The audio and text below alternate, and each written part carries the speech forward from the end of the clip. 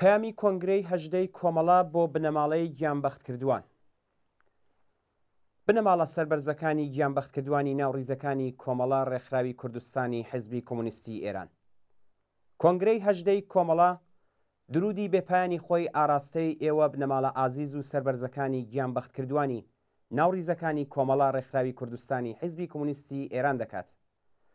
کۆنگرەی کۆمەڵە لە هەلومەرجێکدا بەڕێوەچوو کە ئێوە بنەماڵە سەربەرزەکانی گیانبەختکردوان چەندین ساڵە لە سۆز و بوونی ئازیزانتان بێبەش بوون و هەموو ڕۆژێک نەبوونی ئەوان لە کۆڕ و کۆمەڵی هاوسەنگەرانیان و بنەماڵەکانتاندا زیاتر هەست پێ دەکەن.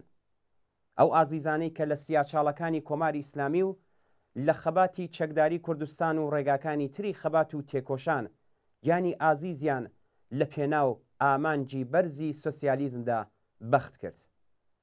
ئێمە لەم کۆنگرێدا و لە هەلومەرجی پڕ لە گۆڕانکاری کوردستان و ئێراندا لە هەموو کاتێک زیاتر هەستمان بە نەبوونی ئەو هاوڕێ ئازیزانەمان کرد، چ لە ناو کۆنگرە و چ لە مەیدانی خەباتی سیاسی و چینایەتیدا.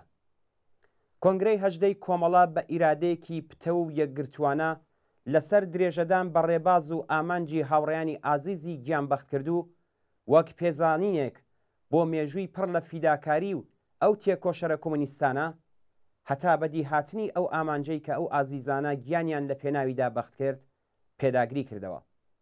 هەروەها بەو پەڕی ڕێزەوە تیشکی خستە سەر ئەو ڕەنج و خەمە قورسەی کە ئێوە بنەماڵە سەربەرزەکانی گیانبەخت کردووان لە چەندین دەهەی ڕابردوودا لە پەنا لە دەستانی گیانی ئازیزانتان بەو پەڕی سەربەرزیەوە لە بەرامبەر هەلومەرجی سەختی ئابووری و بارودۆخی پڕ لە ستەمکاری کۆماری ئیسلامی خۆڕاگریتان کردووە.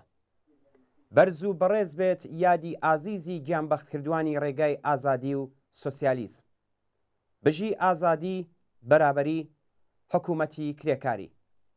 کۆنگرەی هەژدەی کۆمەڵە ڕێکخراوی کوردستانی حیزبی کۆمونیستی ئێران بە فرامباری 1400 هەتاوی بەرامبەر لەگەڵ مانگی ژانوێی 2022 زاینی.